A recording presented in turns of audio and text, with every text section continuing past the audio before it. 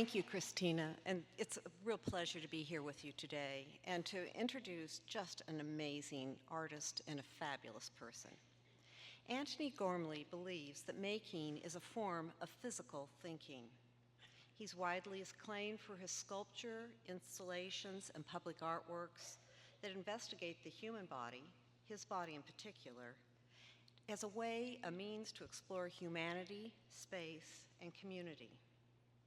He confronts fundamental questions of where we as human beings stand in relation to nature, to each other, and to the cosmos. Gormley works in very traditional materials, often in iron and steel, but always in very non-traditional conceptual frameworks. His works ask, how do we coexist together? How does the space of our body relate to the space around us, whether it is built or natural?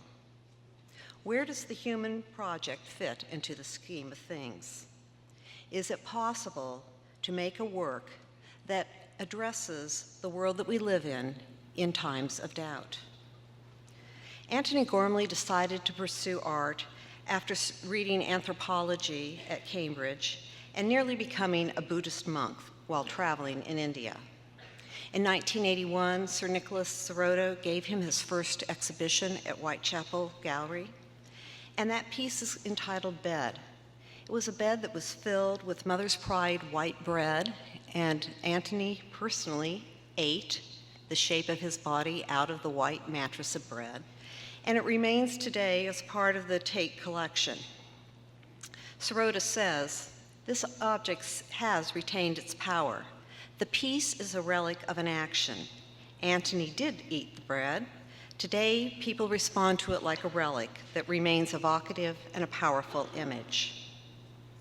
Gormley's work, as I think about Gormley's work, my mind oscillates between two words, pneuma, and breath, and space.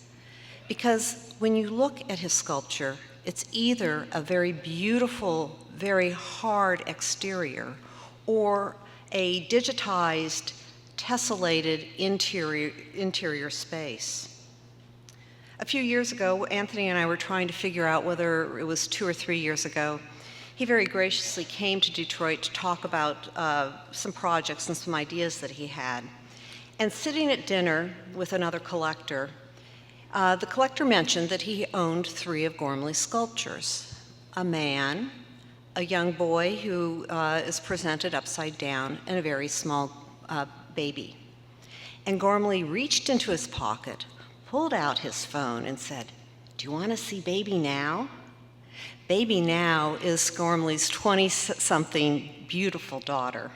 And I tell you this story because it talks of the humanity of the artist that you are about to meet. He has the head of a philosopher, the eye of an artist, the heart of a venerable soul, and the body of an adventurer. Help me welcome Antony Gormley to the Penny Stamp series.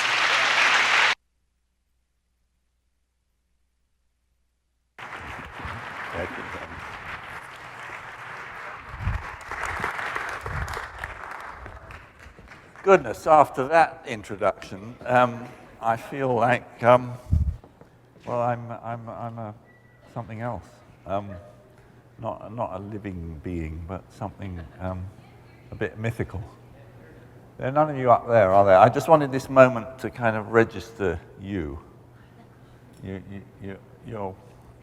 are a lot of you. Hello. Wow, right to the back there. Okay, so we've got 50 minutes apparently, and no more organ music. And I'm hoping that we're going to be able to use this brief time together to think a bit together, because I'm not going to do all the thinking. I want you to try and do some too. And think really about where we are now in terms of the art of our time. And I think there's a really curious tension at the moment. You know, they just sold a Francis Bacon triptych for some unbelievable price, 125 million or something. Anyway, the exchange value of art is constantly breaking new barriers of enormity. And yet at the same time, the urge for participation in the space, the imaginative space of art, has never been greater. And I think this moment is really an important one, because it calls. Shall I stand somewhere else where that isn't going to happen? No, that doesn't seem better. Is that better? Actually, I could sit here. That would be better. So, I think it calls on all of us to be responsive in a way that art has never called on us to be responsive before. And if we think back to, like, the century of modernism, the century that started, like, with Braque and Picasso doing Cubism, in a way freeing art from the power of the patron to determine the stories that art could tell, and allowing art the liberty of expressing its own structure, way of seeing, way of interpreting, releasing it from the determinism of representation, of talking about the world as it looks, simply as it looks, but actually trying to deconstruct it, see how it works, and freeing the artist from, in a way, the duty to reinforce power and actually perhaps begin to undermine it. And I think that the moment that we are in, at the beginning of this new millennium, is a moment in which the freedoms that those pioneers of modernity, whether it's Duchamp or Mondrian or Brancusi, taking for themselves the right to determine what art is, that those freedoms now are being offered back to you and to me, to us all, as an open space. Art less about objects and more about experience. Less a noun and more a verb. Less about exchange value and more about use value. But what is that use value? The use value of art is that art can be an instrument for each of us to do the greatest creative thing that all of us do, which is to make a life that has meaning. And that, in the end, is the only reason for art. And art never asked to be privatized. Art is a gift. Every day I wake up, I thank whoever or whatever made it possible that I could live like this. I could never have imagined that I wouldn't have to do boring jobs or teach all the time to support my work, but I can.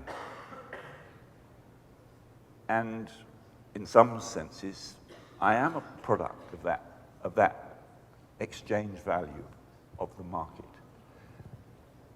But I try to use that, as it were, manipulative advantage to allow the work to become, again, common.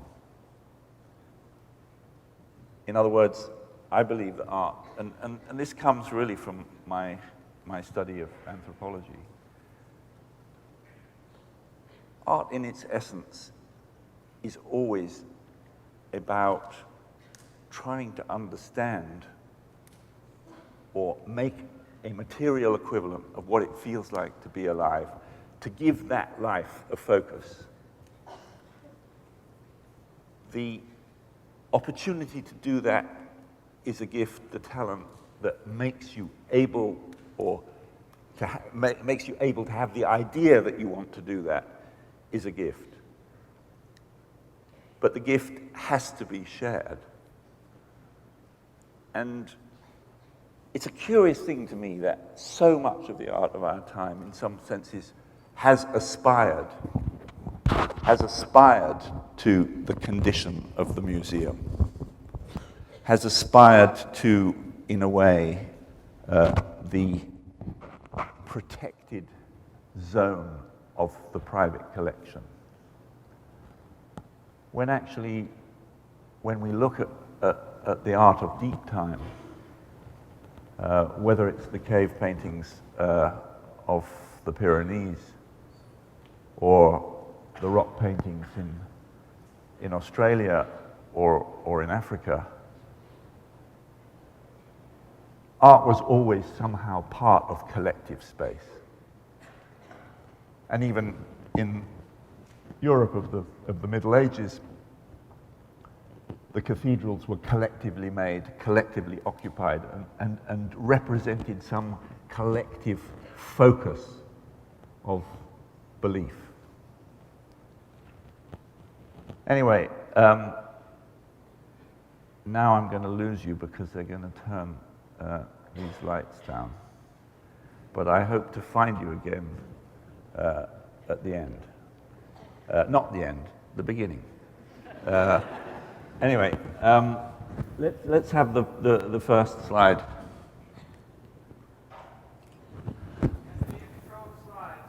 Oh, I do control the slides.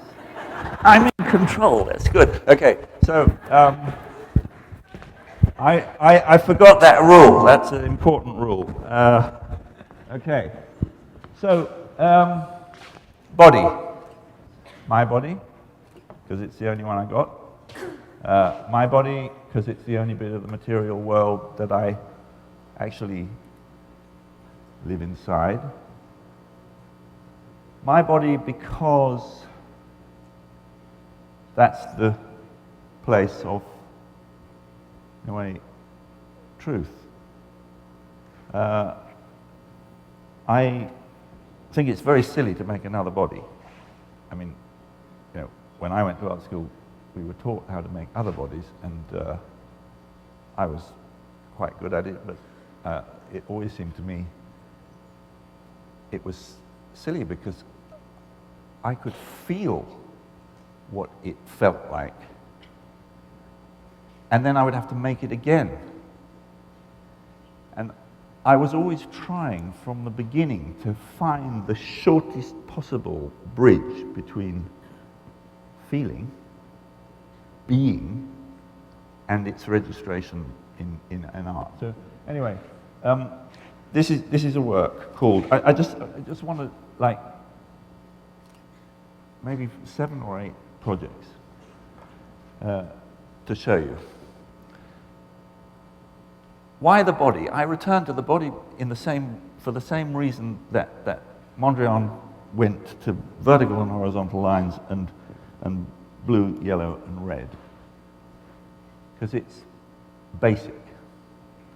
Mondrian was going towards a kind of the purity of the syntax, the formal syntax of art. I wanted to return art to life and find what is the formal, I mean, not formal, what is the living basis for really our existence, and treat my existence, my body, my life, as a kind of test site. So from the body, I then wanted to think about its context. I think of architecture as being the second body.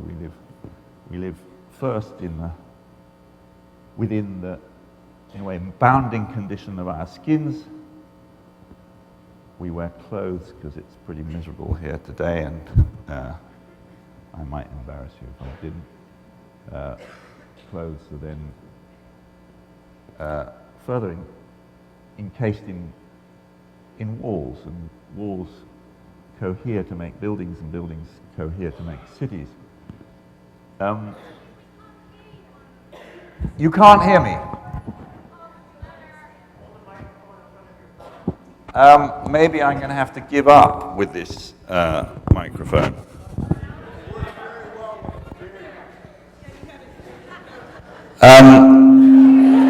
Too well. Okay, I'm now going to have to do a two-handed job here. Can you all hear me now?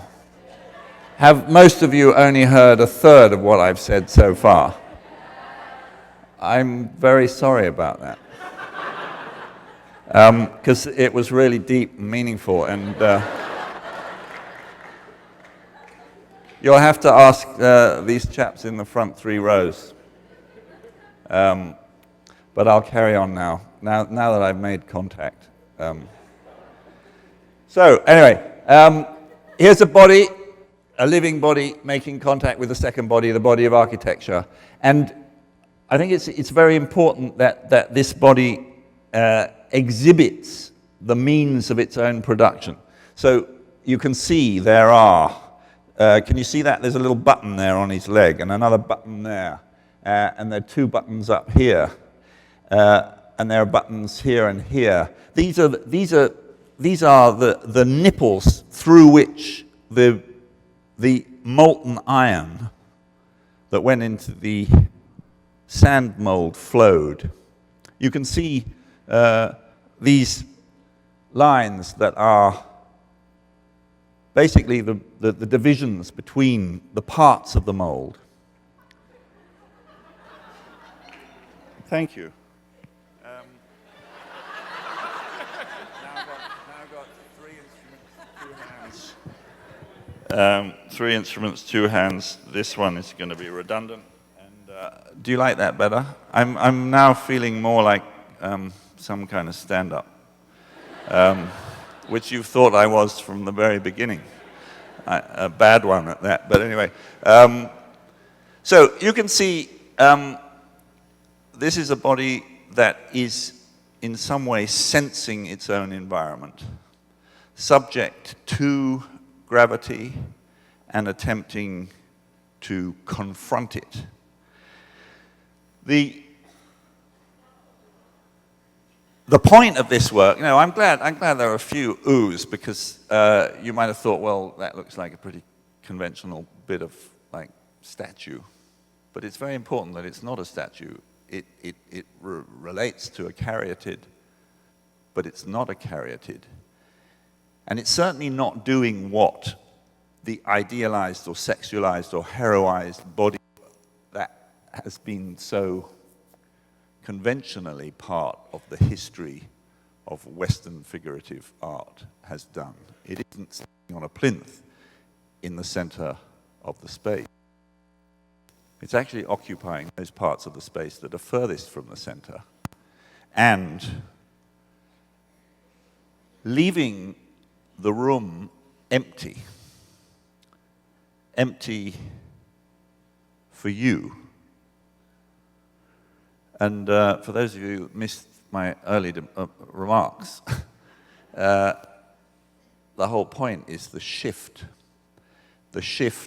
of meaning from object to viewer, the shift of meaning from, or the shift of value from exchange value to use value, the shift from an idea about reinforcing the known, the status quo, the power, to perhaps undermining it.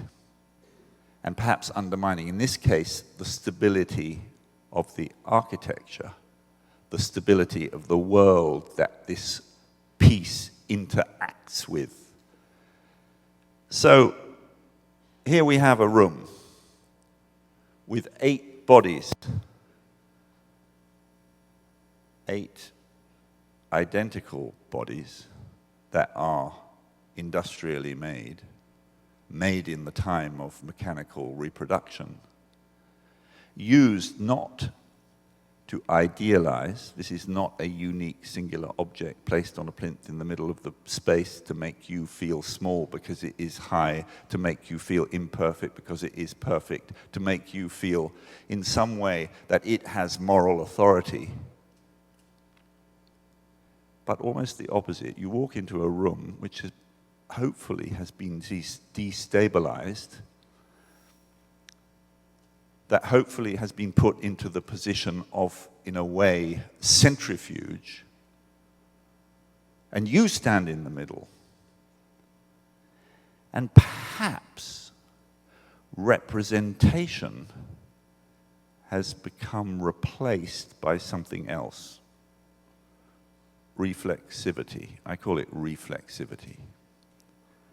And maybe through these dense bodies that are 10 times the weight of the original body, they weigh 632 kilos each, you feel something about gravity. And maybe through these works and where they are disposed in the space, you begin to feel the truth about the unfixedness of our world. Sculpture has always been used to fix things, to make you feel small, or certainly a lot of the history of sculpture has been used, particularly that has been used politically, to make you feel in some way small, somehow beholden. And here I'm just trying to say, no, hang on a minute.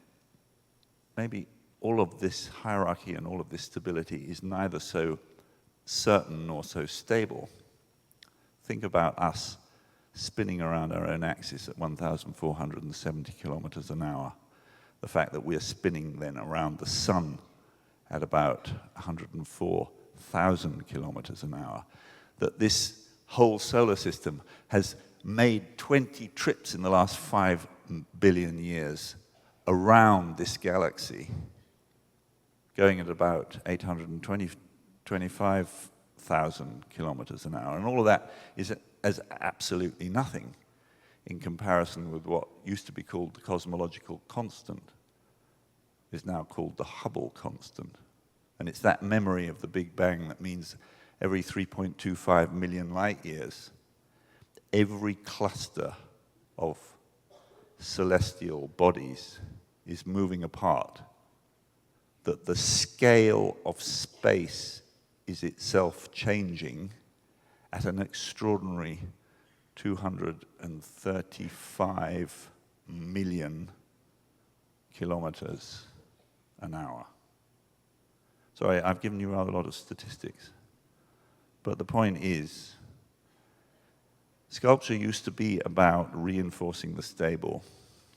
Here, instead of using the central space and somehow extracting itself from the common ground by putting itself on a plinth, it somehow is dispersed and allows you to occupy that place at the center, and allows you to perhaps feel your body in relation to space and time in a different way.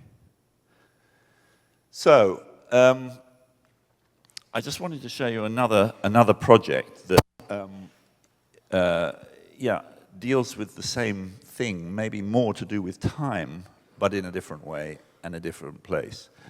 Can we just run this video? Oh, actually, I've got to do it. I just remembered. Okay. In Calabria, southern Italy. Sorry, please excuse me. I'm now speaking on it the... runs through a very special site called Coliseum. You can up the... Where in 800 BC, Greeks first settled, and then in about 250 BC, the Romans came. The road runs past an ancient olive grove.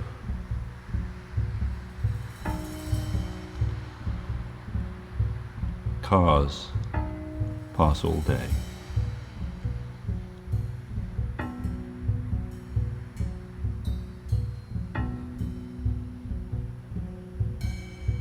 A grid system of olive trees running in lines parallel to the shoreline of the sea. Under and through their roots are the remains of early Greek and then Roman buildings, streets, houses, public spaces. There's a forum, and in this forum people gathered for about 350 years, from 200 BC.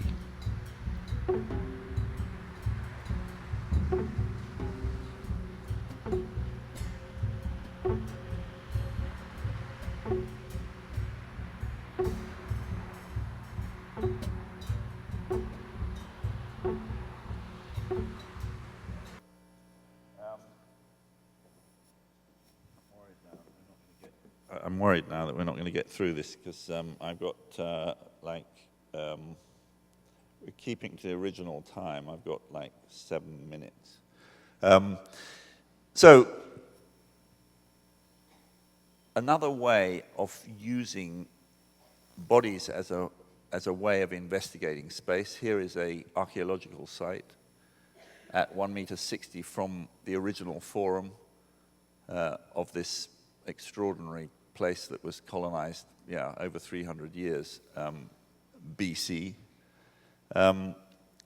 We make this absolute horizontal layer. That means that some works are on columns like this, and others are buried up to their noses. What's the idea of this? The idea here is to make you aware of topography as time, to again allow you to walk on the ground over bodies and then see them in the trajectory of your own journey through this olive grove arise, from the implicit to the explicit, from the hidden to the revealed, and in some way put those bodies into an active relationship with the growing trees, and then the still memory, the archaeological memory of a previous civilization. Here's another completely different way of activating space. Now, no bodies. Here is 5 kilometers of continuous wire that is like a scribble in the space that becomes a kind of it's a drawing that invites you to move through it as a viewer. And it's actually, again, your body that becomes the active principle. Your body is the space on which the reorganization of this Euclidean box is now reconfigured in a kind of jungle.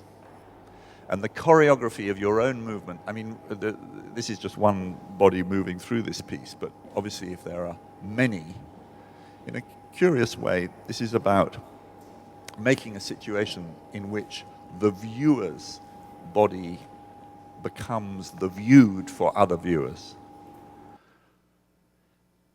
Here's another example of the same idea translated to something very different. This is a project from 5 years ago. It's called Breathing Room. Structure.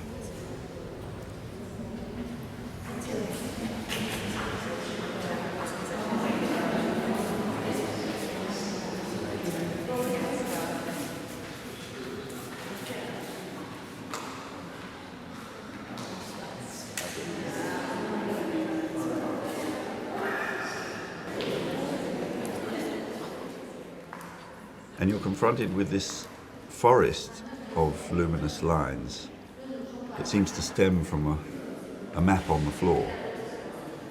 which makes you actually have to be very careful about where you put your feet.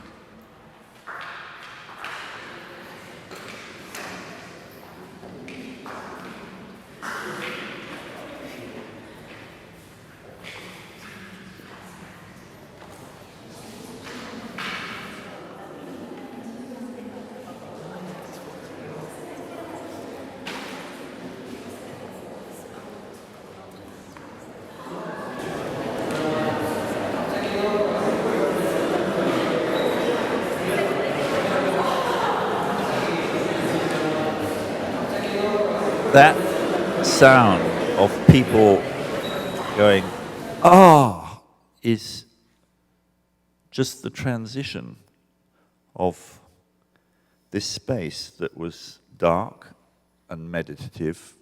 It's an underground space in the centre of London. It's a room about 40 feet long by about 30 feet wide, and 1/3 of the space has basically been re-described. It's a consistent volume of about 130 cubic meters in these luminous space frames that are stretched in different axes.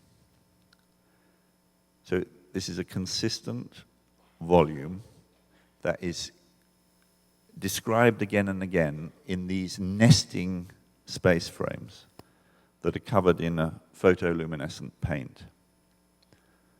And every 10 minutes, this brilliant 70,000 lux of light comes on. And you go from the meditative to the interrogative. The light is so bright that you can see the blood in people's veins. You can see how many layers of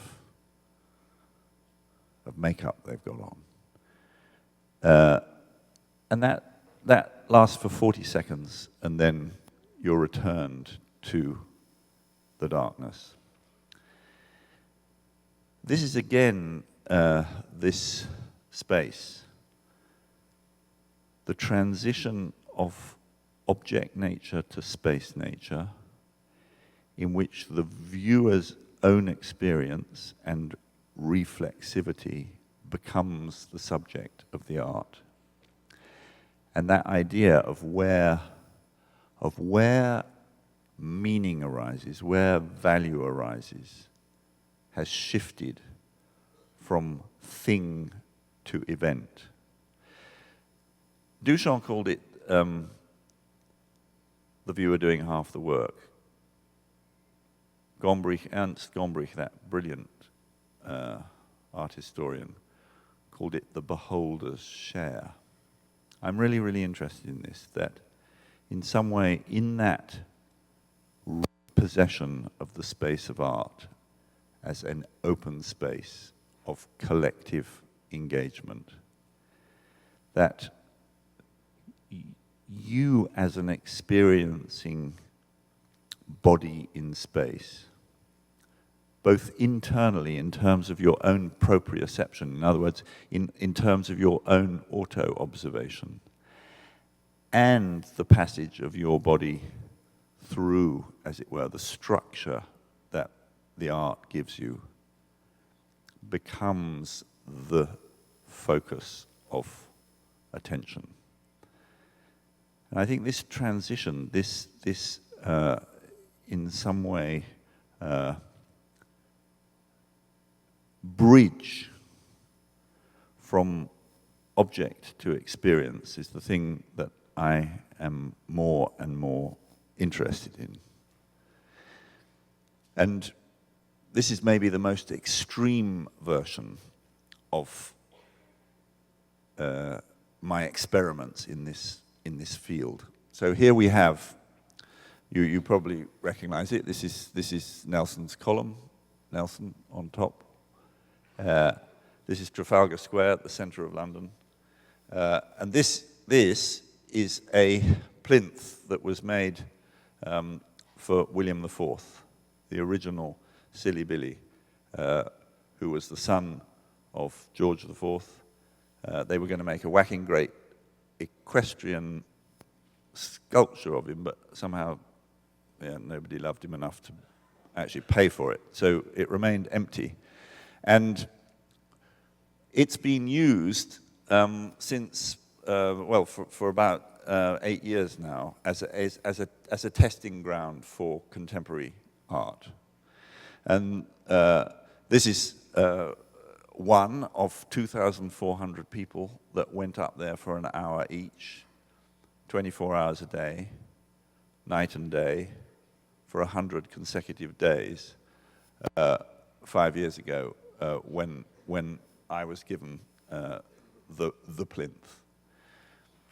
And I suppose this was an obvious place in which that idea about public sculpture, the statue, the representation of moral probity, heroism, could be questioned and replaced with an idea of art as a place of sharing, of exchange. And basically, it wasn't a kind of talent test. It wasn't like kind of reality TV. We distributed the hours across Britain demographically. So London got 75 hours, Scotland got 42, Northern Ireland got 35, and then allowed people to apply. There was no questioning about what you were going to do, and you were given your hour entirely by a lottery system. And it could have been 3 in the afternoon or 3 in the morning. And people used their time either to make a protest, make a personal appeal, or simply to be themselves. But what was powerful from my point of view was the participation of the viewer.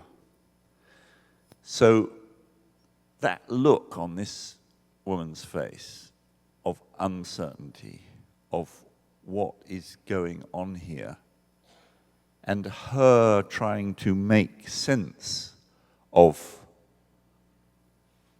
well, this lived moment of another human being who certainly wasn't a statue. In this case, a lady wearing a dress entirely made of brassieres. I don't know where she got them because they look rather Victorian. There were many themes and, in a way, I suppose, points of political, sexual, and personal, political interest that were used on the plinth. And it was very, very apparent how it was working in the minds of the viewers. That these moments of transgressive uncertainty, in some senses, were causing people to think and feel in public space things that they wouldn't normally. And I think that idea of the potential of art to change our minds about who and what we are and how we might be, is exactly the sort of thing that this more open space of art can become. This was incredibly moving to me. You know, there were a lot of people who used their hour in a way with finely tuned performances. This woman had, I think, applied because of peer group pressure. She was agoraphobic. she sat on this 14-foot by 4-foot column of granite, 21 feet from the ground, for her full hour, almost motionless. This vulnerable and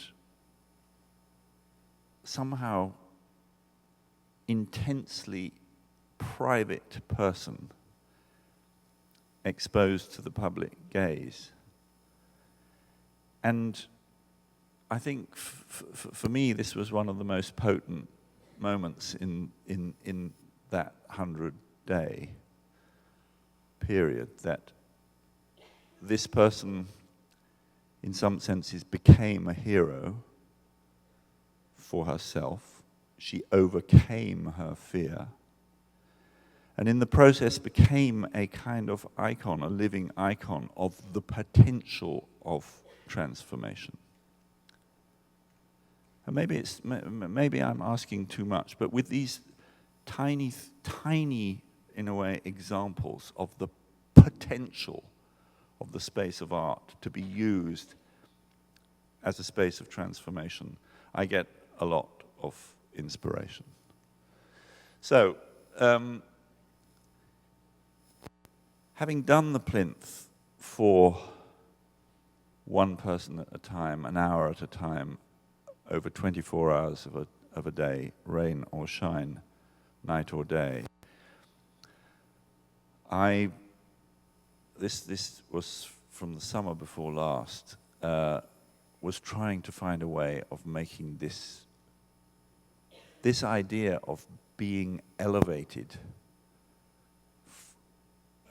and therefore exposed to collective gaze somehow more powerful. And this is the Deichtorhallen in Hamburg, in northern Germany. An extraordinary space. It's an old flower and vegetable market, like a Zeppelin hall. It's about 190 foot long, 45 feet high, and 67 foot wide. Anyway, have a look at this. Sicherheitsexperten und Experten aus den Bereichen Stahlbau, Holz. Sorry, you better turn that down because nobody's going to understand much of it. So we made this platform. It's 50 meters long, so that's about 145 feet long and 65 feet wide. The transmitted vibrations of other people's movement. With 6.5 tons of polyurethane paint on top, suspended by 8 cables from the roof. So I can't, oh, there we are. This, interestingly, sort of went back to the Forum in Catanzaro. If the Forum or the Agora is a place where, in the classical world, people told personal truth to each other in order for the polis or the common, the body held in common to understand itself. For me, here at the same height, so we're now also 21 feet from the ground, but it's no longer a singular plinth. It's an unstable platform. It can swing up to 6 feet. It has a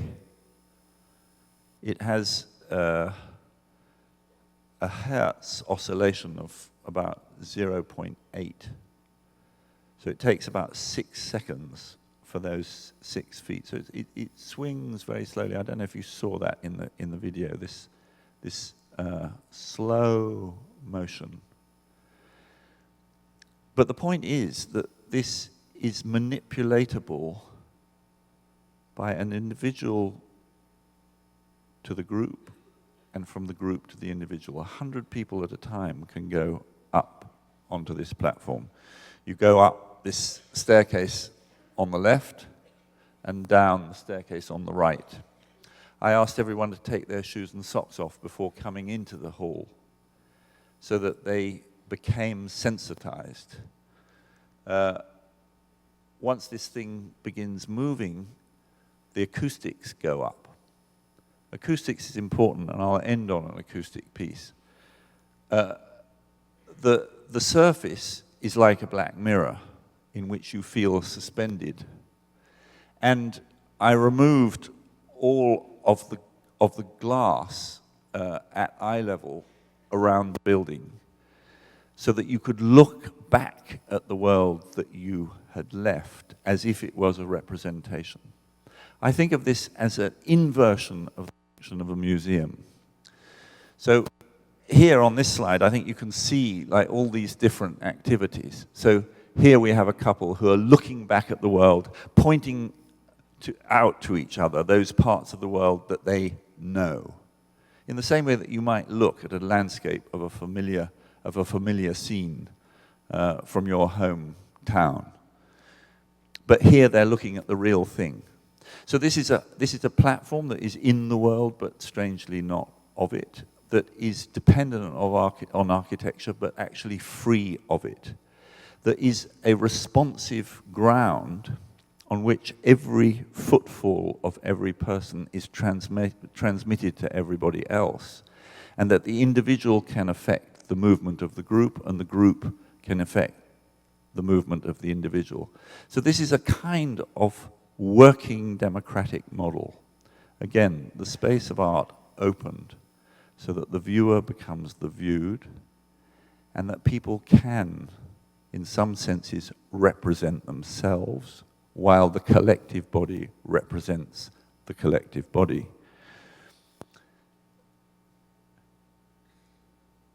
Here is another way of doing the same thing. This is blind light, a room about 40 feet by 40 feet by 10 feet high, filled with, in this case, 7,000 lux of light and a dense cloud. This threshold is constantly open, and you walk across it and you disappear. You disappear not only to others, but to yourself. When you look down, you can't see your feet. When you hold your hand out in front of you, you can't see it.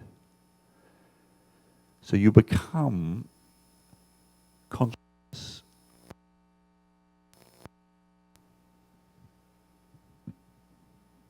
I am now a body without a voice. No, here we are. And what was extraordinary, I never thought that this project was going to actually reach out to people and cause this kind of reaction. But hundreds of people queued up in order to lose themselves. And I'll just show you this short film.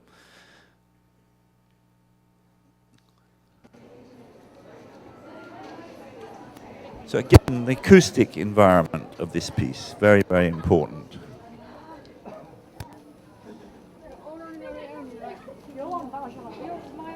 It's extraordinary to me. I mean, you probably have these, every other day. But it's extraordinary to me that people were prepared to queue for up to 2 hours to experience the sort of thing that you could experience without queuing on top of a mountain.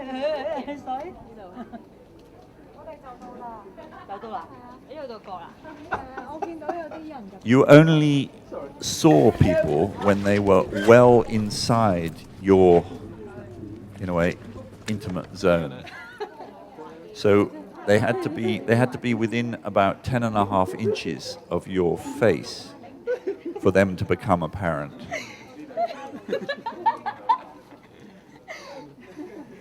People asked me what I'd put in the mist for them to feel this way, because there was this strange euphoria. So this is from the outside now of blind light, people appearing for others. Very frightening. But good. Not knowing where you're going. Where the walls are. No, not knowing where you're going. It's a bit you lose yourself on purpose, innit?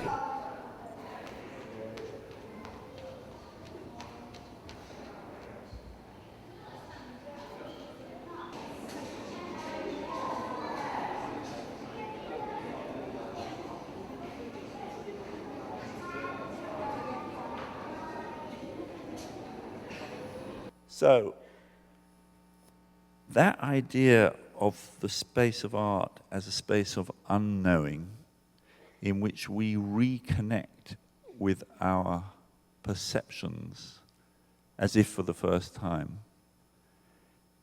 is really where I'm going, I guess.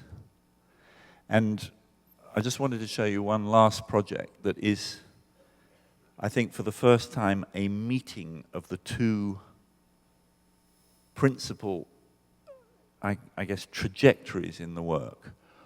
One is to try to give an objective correlative of what it feels like to inhabit a body by making these surrogate bodies. And the other is to make these instruments by which anybody can feel their own lives and perceptions in a new way through the instrument of the work, which is normally a structure that becomes gives rise to an event. But in this case, both happen simultaneously. So this is a work about 100 feet long, 16 feet high, 70 feet wide, that completely occupies, this is in a space, a private gallery space called White Cube in London, and invites kind of exploration. You can walk all the way around it. It is this, you could say, displacement of space, and at the same time, you can go inside it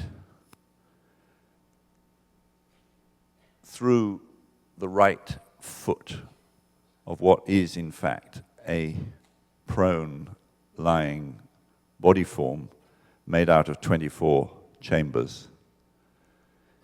If we can have the acoustics. Now again, with this work, the acoustic environment is terribly important. That somehow, in contradistinction to blind light, here you are entering a dark environment, which is acoustically very, very alive. And if in that luminous mist you heard the voices of others, here you hear their footfall, them knocking against the walls of this, well, something that is both architecture but also seems like a cave. There are, of the 24 chambers, 3 are left open that allow light to come in indirect ways. Some of these chambers are huge. The largest one is probably 24 feet by 12 by 10 feet high.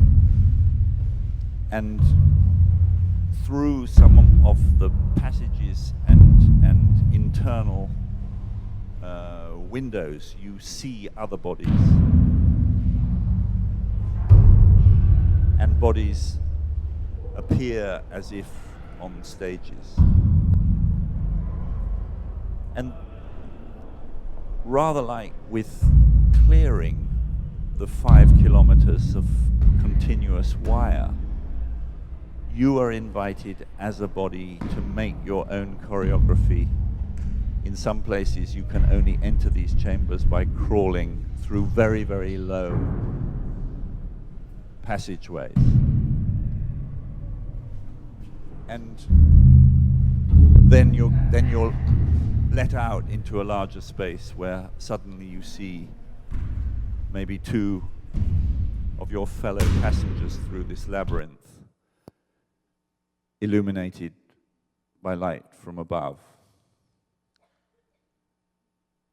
There was something really extraordinary, I think, about the way in which people occupied this space, as there was in the way that somehow the quality of light itself became a substance. And that investigation of the material circumstances of the work, this was a sculpture that literally allowed you within, I think was matched by the way that people felt themselves from within. The final chamber, which is this one, was the head, which was a chamber 8 foot by 12 foot by about 6 foot high, which was completely dark. And when you were in there, you could feel the entire body and hear it animated by this acoustic booming. Anyway, this is the end of my talk. What I hope that I've conveyed is this transition between, in some senses, objects that rely on appearance and the idea of some told story or representation to be transformed into objects that are spaces that in fact allow you and your narrative experience of exploring them to become their subject, their meaning, and perhaps their value. Thank you very much.